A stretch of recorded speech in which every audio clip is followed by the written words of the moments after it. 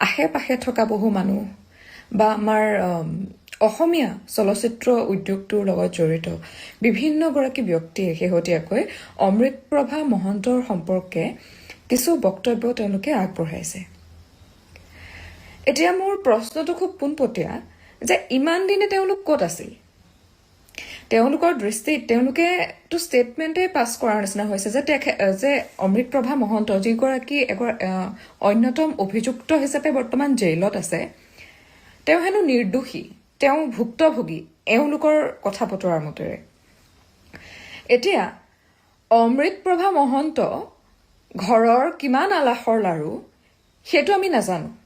কিন্তু এটা কথা আমি নিশ্চয় জানো যে প্ৰতিগৰাকী সন্তান, সেয়া লাগিলে ল'ৰাই হওক বা ছোৱালীয়ে হওক বা যিয়ে নহওক, প্ৰত্যেক সন্তানেই পিতৃ মাতৃৰ বাবে আলাসৰ লাৰু। তাত অমৃতপ্ৰভা মহন্ত স্পেচিয়েল একো বিশেষত্ব নাই যে অমৃতপ্ৰভা মহন্তহে একমাত্ৰ ঘৰৰ আলাসৰ লাৰু বা তেখেতেহে পৃথিৱীৰ একমাত্ৰ প্ৰতিভাধৰ নৃত্যশিল্পী বা সংগীত শিল্পী বা পঢ়া শুনাত চোকা ছোৱালী। তেওঁ পৃথিৱীৰ একমাত্ৰ চোকা ছোৱালীজনী নহয়, পৃথিৱীৰ একমাত্ৰ ভাল সুকণ্ঠী গায়িকাগৰাকী নহয়, বা অসমৰ আমাৰ যি অনাতাঁৰ কেন্দ্ৰ আছে সেই অনাতাঁৰ কেন্দ্ৰৰ তেওঁ একমাত্ৰ বি গ্ৰেড পোৱা শিল্পী নহয়তো। আৰু প্ৰতিভাৰ লগত অপৰাধৰ সম্পৰ্ক কেনেকে থাকিব পাৰে? মানে কোনোবা মানুহ বহুত বেছি প্ৰতিভাশালী হ'ব পাৰে, তাৰ অৰ্থ এইটো নেকি যে তেওঁৰ দ্বাৰা কেতিয়াও ভুলেই নহ'ব? আৰু ঠিক আছে, আমি যেনিবা মানি লৈছো যে অমৃতপ্ৰভা মহন্ত দোষী নহয়, ভুক্তভোগীহে। আচ্ছা, তো অমৃতপ্ৰভা মহন্তই এই যে ভিডিঅ'সমূহ অমৃতপ্ৰভা মহন্তৰ পৰাই পৰৱৰ্তী সময়ত পাইছিল বুলি বা তেখেতৰ মোবাইলৰ পৰা ডিলিট কৰা হৈছিল বুলি ইমান দিনে প্ৰচাৰ চলি আছিল, তেতিয়া এইসকল মানুহ আজি যি হঠাৎ ওলাই আহিছে, এইসকল মানুহ ক'ত আছিল? এওঁলোক কি সুবিধাবাদী নহয়? এওঁলোক যদি ইমানেই সৎসাহসী, সেই সময়ত ক'ত আছিল? আৰু অমৃতপ্ৰভা মহন্ত ভুক্তভোগী হ'বৰ বাবে তেওঁ কোনো সৰু ছোৱালী নহয়। আৰু ভুক্তভোগী কথাটো মই তেওঁৰ চৰিত্ৰ বা অন্যান্য দিশবোৰৰ ক্ষেত্ৰত মই কোৱা নাই। যদি কোনোবাই ভাবিছে যে অমৃতপ্ৰভা মহন্তক কোনোবাই ফচাইছে, অমৃতপ্ৰভা মহন্তক ফচাবলৈ পাইছে কিয়? তেওঁলোকতো অসমৰ একমাত্ৰ মানুহ নাছিল সেই অনুষ্ঠানটোলৈ যোৱা। আৰু ইতিমধ্যে অসমৰ এগৰাকী জ্যেষ্ঠ সাংবাদিক অতনু ভূঞাই নিজে কেইবাটাও পডকাষ্ট কওক বা বিবৃতিত কওক, SITত অমৃতপ্ৰভা মহন্তই কি কি ষ্টেটমেণ্টছ দিছে বা জুবিন সম্পৰ্কীয় কোনবোৰ কথা কৈছে, ভালেকেইটা ভিডিঅ' পাইছোঁ, আমি সকলোৱে দেখিছোঁ। আমি সেই আটাইবোৰ কথা যদি আমি মিছা বুলিও ধৰি লওঁ যে অমৃতপ্ৰভা মহন্তই জুবিন গাৰ্গৰ চৰিত্ৰ সম্পৰ্কেও কিছু কথা কৈছে বুলি যিটো বাতৰি ওলাইছিল, সেই গোটেই বস্তুবোৰক যদি আমি ভুল বুলিও ধৰি লওঁ, তথাপিও আমি কিন্তু এই বস্তুটো ভুল বুলি ধৰিব নোৱাৰিম যে অমৃতপ্ৰভা মহন্তই ছিংগাপুৰত সেই ঘটনাটো ঘটি অহাৰ পাছত তেওঁ কিন্তু নিজে আগবাঢ়ি অহা নাছিল। তেওঁ যদি ইমানেই সৎ আছিল, ইমানেই ভাল আছিল, তেওঁ আগবাঢ়িতো আহিব পাৰিলেহেঁতেন। যদি তেওঁৰ সততাক যদি আমি বিশ্বাস কৰিব লাগে, তেওঁতো আগবাঢ়ি আহিব পাৰিলেহেঁতেন। আৰু আমি এতিয়াও খুব স্পষ্টকৈ আমাৰ সকলোৰে মনত আছে যে অমৃতপ্ৰভা মহন্তই কোনবোৰ কথা কৈছিল। তেওঁ তেতিয়া মুখৰ পৰা শব্দ স্পষ্টকৈ ওলায়ে নাহে, তেওঁ নাজানেই, তেওঁ ক'ত আছিল নাজানে, তেওঁ ইয়তত তেখেত নায়েই। তেখেতৰ বিবৃতি মতে অমৃতপ্ৰভা মহন্তইতো নিজেই কৈছে তেওঁ গমেই নাপায় কোন কলৈ গৈছে। যদি কোন কলৈ গৈছে তেওঁ নাজানিছিলে, এতিয়াতো মিছা মাতিছে।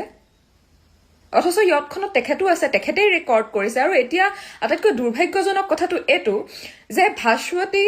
ভাৰতী বাইদেউ, দিগন্ত ভাৰতী দেৱৰ পত্নী, মই ভাবোঁ আপোনালোকে জুবিন গাৰ্গক বহুত আগৰ পৰা পাইছে। আমি কোনেও ইমান ওচৰৰ পৰা পোৱা নাই যিমান আপোনালোকে হয়তো পাইছে। এটা কথা হ'ল, আপুনি নিজে কৈছে যে অমৃতপ্ৰভা মহন্তই যদি ভিডিঅ' ৰেকৰ্ডেই নকৰিলেহেঁতেন তেতিয়াহ'লেতো আমি গমেই নাপালোহেঁতেন। আচ্ছা, অমৃতপ্ৰভা মহন্তই সেই ভিডিঅ'সমূহ কাৰোবাক নিজেই পুলিচ প্ৰশাসনকে হওক বা গৰিমা বৌকে হওক বা অসমৰ ৰাইজলৈ নিজে আগবঢ়াইছিল নেকি যে এয়া প্ৰমাণ মই দাঙি ধৰিছো বুলি? তেওঁতো ভিডিঅ' ডিলিটো কৰি দিছিল। তেওঁতো প্ৰমাণ মচি দিছিল তে কোনটো ভিত্তিত আজি আপুনি বা আপোনাকে সমৰ্থন কৰি অন্যান্য কিছু সংগীত শিল্পীয়ে এই কথাটো আওপকীয়াকৈ দাবী কৰিছে যে অমৃতপ্ৰভা মহন্ত ভুক্তভোগীহে আৰু থাকিল কথা ৰুম শ্বেয়াৰৰ কথা ৰুম কোনোবাই শ্বেয়াৰ কৰিছে দুগৰাকী এডাল্ট তেওঁলোক প্ৰাপ্তবয়স্ক মানুহ ব্যক্তিগত বা সেই ভিতৰুৱা কথাবোৰ কাহিনীবোৰ আমাক কোনো প্ৰয়োজন নাই আমি কোনো মানুহে তেখেতৰ চৰিত্ৰ হনন কৰিবলৈ মই ভাবোঁ কোনো মানুহে চেষ্টা ডেফিনেটলি কৰা নাই কিছু লোকে কিছু কথা লিখিছে যদিও হয়তো সেয়া খঙত লিখিছে আৰু কিমান খঙত লিখিব পাৰে জুবিন গাৰ্গক যিমান অসমৰ মানুহে ভাল পায় আজিলৈকে মই ভাবোঁ আপোনালোকেও নিজে অনুধাৱন কৰিছে যে মানুহৰ এটা সাধাৰণ জীৱনত ইমান ৰাইজৰ মৰম পোৱাটো কিন্তু সহজ কথা নহয় যিজন মানুহক মানুহে পাগলৰ দৰে ভাল পায় সেই পাগলৰ দৰে ভাল পোৱা মানুহজনৰ স্বাৰ্থত গৰিমা বৌকেই ৰাইজে ৰেহাই দিয়া নাই বহু ক্ষেত্ৰত তেনেস্থলত অমৃতপ্ৰভা মহন্ত কোন হয় অমৃতপ্ৰভা মহন্ত আমিতো নামেই নাজানিছিলোঁ এৰা এৰি গানটোত জুবিন ৰাজলক্ষ্মী আয়াৰ যদি মই শুদ্ধকে কৈছোঁ তেখেতে গোৱাৰ পিছতো আৰু এটা ভাৰ্জন অমৃতপ্ৰভা মহন্ত এৰা এৰি গানটোত কৰিছিল তাৰ পাছতেহে অমৃতপ্ৰভাৰ নামটো চাগে আমি অলপ শুনিছোঁ তেনেস্থলত ইমান দিনে যদি আপোনালোকে জানিছিলে যে অমৃতপ্ৰভা কিমান ভাল ছোৱালী কিমান প্ৰতিভাধৰ ছোৱালী প্ৰতিভাত কোনো সন্দেহ নাই আৰু কোন কিমান চোকা সেইটোতো কোনো সন্দেহ নাই ওছামা বিন লাডেনো ইঞ্জিনিয়াৰ আছিলতো পঢ়াত কিমান চোকা সেই বস্তুটোৱে একো ডিফাইন নকৰে নহয় লিঅ'নাৰ্ডো দা ভিঞ্চি যিগৰাকীৰ মনালিছাক আমি সকলোৱে পূজা কৰাৰ দৰে হয় ৰাইট সেই লিঅ'নাৰ্ডো দা ভিঞ্চিৰো কিন্তু এটা ডাৰ্ক ছাইড আছে তেওঁ কিমান কম সময়ত মানুহ কাটিব পাৰে তেনে এটা মেচিনৰো কিন্তু তেখেতে নক্সা তৈয়াৰ কৰিছিল যুদ্ধত ব্যৱহাৰ কৰিব পৰা গতিকে সৃষ্টিশীল মানুহ এজনৰ মনতো এটা ধৰ্ষকামী আৰু এটা ধ্বংসকামী এটা ছাইড থাকিব পাৰে সেই বস্তুটোক কেনেকৈ আপোনালোকে ডিফাইন কৰিব যে যি সৃষ্টিশীল হয় তেওঁৰ মনত কেতিয়াও কোনো ধৰণৰ বেয়া অভিপ্ৰায় থাকিব নোৱাৰে আৰু তেখেত যদি ভুক্তভোগী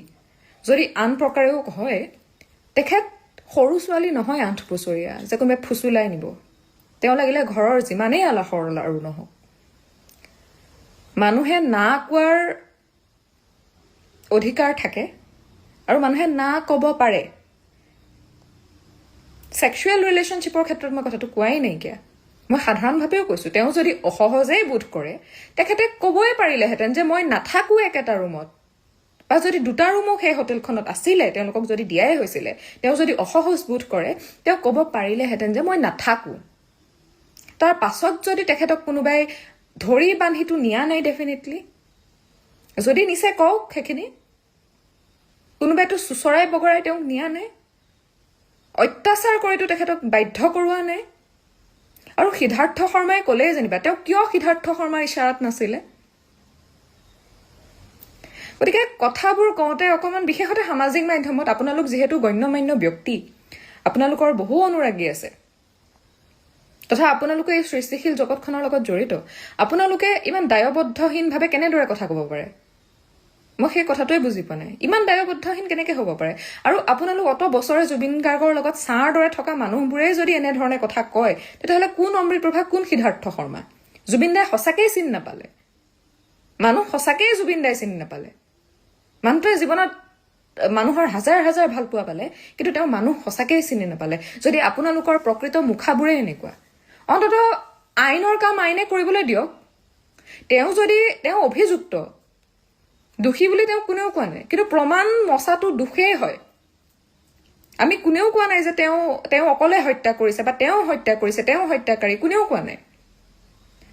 কিন্তু এই দুখত যিহেতু তেওঁ বৰ্তমান অভিযুক্ত হৈ আছে আপোনালোক কি কাৰণে অভিযুক্তৰ এগৰাকীক বচাবৰ বাবে ইমান উঠি পৰি লাগিছে হঠাৎ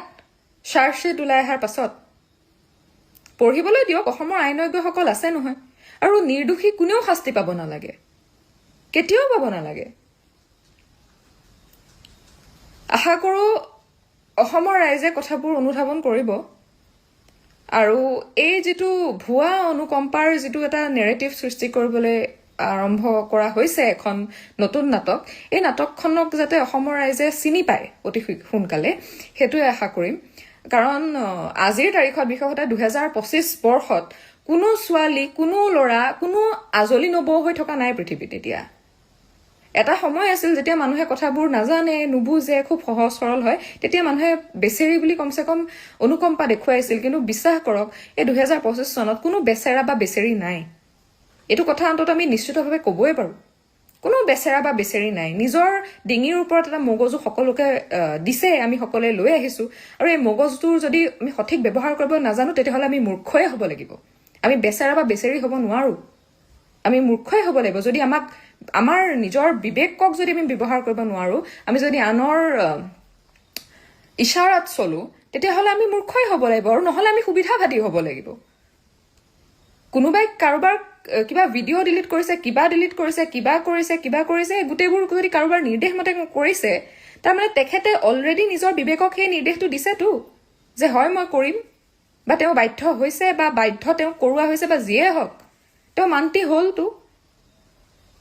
জুবিন গাৰ্গৰ স্বাৰ্থত নোৱাৰিলেহেঁতেন নে সঁচাকে নোৱাৰিলেহেঁতেন নে যিজন মানুহৰ কাৰণে কুলাত কেঁচুৱা লৈ 15 লাখ 10 লাখ মানুহে অকণো বেমেজালি নোহোৱাকে ওলাই আহিব পাৰিলে সেই মানুহজনৰ কাৰণে সঁচাকে নোৱাৰিলেহেঁতেন নে তেওঁৰ খাতিৰত তেওঁৰ স্বাৰ্থত মাত মাতিবলৈ আহিয়েই তাৰ পৰা তেওঁকতো বিচাৰি উলিয়াবলগীয়া হ'লতো তেওঁকতো বিচাৰি উলিয়াবলগীয়া হৈছে অমৃতপ্ৰভা মহন্ত নামৰ এগৰাকী আছিল বুলি তাত তেওঁ নিজে ওলাই অহা নাই নহয় তেওঁ যদি ইমান নিৰ্দোষী নিজে আগবাঢ়ি আহিলেহেঁতেন তেওঁ নিজে আজি ৰাজ সাক্ষী হ'ব পাৰিলেহেঁতেন কেনেকে অমৃতপ্ৰভা মহন্ত নিৰ্দোষীহে কি পাঠ পঢ়াই আছে মানে মানুহক আৰু কিহৰ স্বাৰ্থত এইবোৰ পাঠ পঢ়াই আছে জুবিন গাৰ্গ নাই যেতিয়া এতিয়া বিহু ফাংচনবিলাক আপোনালোকৰে হ'ব আপোনালোক নিশ্চিত থাকক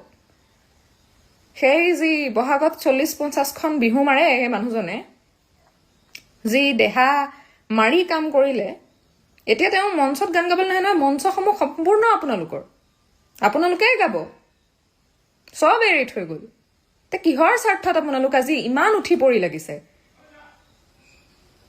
অকমান চিন্তা কৰিব জয় জুবিন দা জয় অসম